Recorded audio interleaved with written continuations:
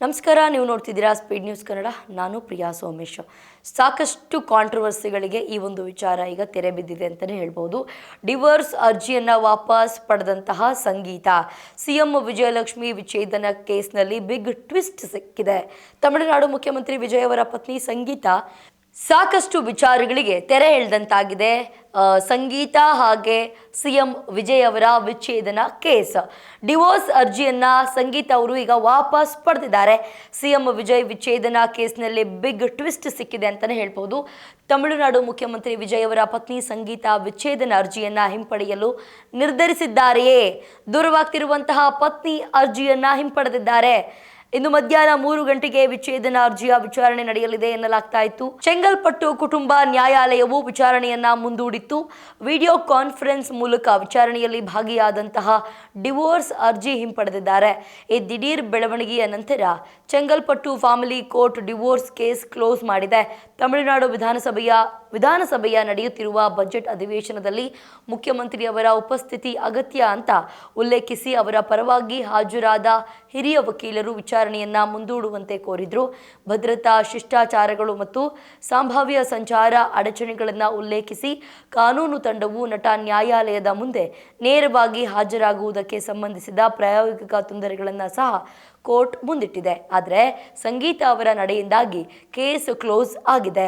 ಲಂಡನ್ನಿಂದ video link ಮೂಲಕ ಹಾಜರಾದಂತಹ ಸಂಗೀತ ಪರ ವಕೀಲರು ಈ ಮನವಿಗೆ ತೀವ್ರ ಆಕ್ಷೇಪವನ್ನು ವ್ಯಕ್ತಪಡಿಸಿದ್ರು. ಹಲವಾರು ತಿಂಗಳುಗಳಿಂದ ವಿಚಾರಣೆಯು ಹಲವು ಬಾರಿ ಮುಂದೂಡಲ್ಪಟ್ಟಿದೆ ಅಂತ ಸಂಗೀತ ಲಾಯರ್ ಗಮನವನ್ನು ಸೆಳೆದಿದ್ದಾರೆ. ನಂತರ ಸಂಗೀತ ಡಿವೋರ್ಸ್ ಅರ್ಜಿ ವಾಪಸ್ ಪಡೆದ ಘಟನೆ ನಡೆದಿದೆ. ಸದ್ಯ ಈ ಬೆಳವಣಿಗೆ ಎಲ್ಲರಲ್ಲೂ ಕೂಡ ಅಚ್ಚರಿಗೆ ಕಾರಣವಾಗಿದೆ. ಅಲ್ಲದೆ ಇಬ್ಬರು ಮತ್ತೆ ಒಂದಾಗಲಿದ್ದಾರಾ ಎನ್ನುವಂತಹ ಸಂದೇಹಕ್ಕೂ ಕಾರಣವಾಗಿದೆ. ಆಗಸ್ಟ್ 1999ರಲ್ಲಿ ವಿವಾಹವಾಗಿದ್ದಂತಹ ಈ ದಂಪತಿಗಳು 25 ವರ್ಷಗಳಿಗೂ ಹೆಚ್ಚು ಕಾಲದಿಂದ ವಿವಾಹವಾಗಿದ್ದಾರೆ. ಅವರಿಗೆ ಇಬ್ಬರು ಮಕ್ಕಳಿದ್ದಾರೆ. ಜಸನ್ ಸಂಜಯ್ ಮತ್ತು ದಿವ್ಯಾ ಶಶಾ ವರ್ಷಗಳ ಕಾಲ ಅವರನ್ನು ಚಲನಚಿತ್ರ ಕ್ಷೇತ್ರದಲ್ಲಿ ಹೆಚ್ಚು ಖಾಸಗಿ ಮತ್ತು ಮಾದರಿ ಜೋಡಿಗಳಲ್ಲಿ ಒಂದಾಗಿ ನೋಡಲಾಗ್ತಾ ಇತ್ತು. ಆದರೆ ಸಂಗೀತ ವಿಜಯ್ ಅವರ ವೃತ್ತಿ ಜೀವನವನ್ನು ಬೆಂಬಲಿಸುವಾಗ ಸಾರ್ವಜನಿಕ ಗಮನದಿಂದ ದೂರ ಉಳಿದಿದ್ರು. 2023ರಲ್ಲಿ ಅವರ ಸಂಬಂಧದಲ್ಲಿ ಬಿಕ್ಕಟ್ಟು ಉಂಟಾಗಿದೆ ಎಂಬ ವದಂತಿಗಳು ಕೂಡ ಹರಡಲು ಪ್ರಾರಂಭಿಸಿದ್ವು.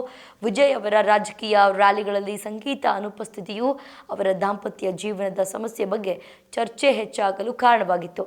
ನಂತರ 1954ರ ವಿಶೇಷ ವಿವಾಹ ಕಾಯ್ದೆಯ ನಿಬಂಧನೆಗಳ ಅಡಿಯಲ್ಲಿ ಸಂಗೀತ ಸಲ್ಲಿಸಿದ್ದ ವಿಚ್ಛೇದನ ಅರ್ಜಿ ಬೆಳಕಿಗೆ ಬಂದಿತ್ತು. ಅದರಲ್ಲಿ ಅವರು ಗಂಡನ ವಿವಾಹೇತರ ಸಂಬಂಧ ಮತ್ತು ಮಾನಸಿಕ ಕ್ರೌರ್ಯ ಡಿವೋರ್ಸ್ಗೆ ಕಾರಣವಾಗಿದೆ ಅಂತ ಉಲ್ಲೇಖಿಸಿದ್ರು.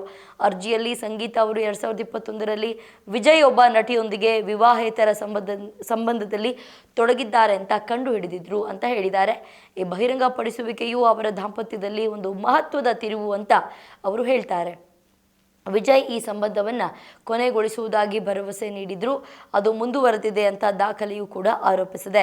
ವಿಶೇಷ ವಿವಾಹ ಕಾಯ್ದೆಯ ಸೆಕ್ಷನ್ 27A1 ಅಡಿಯಲ್ಲಿ ಸಂಗಾತಿಯು ಇನ್ನೊಬ್ಬ ವ್ಯಕ್ತಿ ಜೊತೆ ಮೋಸ ಮಾಡಿದರೆ ವಿಚ್ಛೇದನವನ್ನು ಕೋರಬಹುದು ಅಂತ ಹೇಳಲಾಗಿದೆ. ಇದಾಗಿತ್ತು ಇವತ್ತಿನ ವಿಶೇಷ. ನೋಡ್ತಾ ಇರಿ ಸ್ಪೀಡ್ ನ್ಯೂಸ್ ಕನ್ನಡ. ಸುದ್ದಿ ನಿಮ್ಮದು, ವೇಗ ನಮ್ಮದು.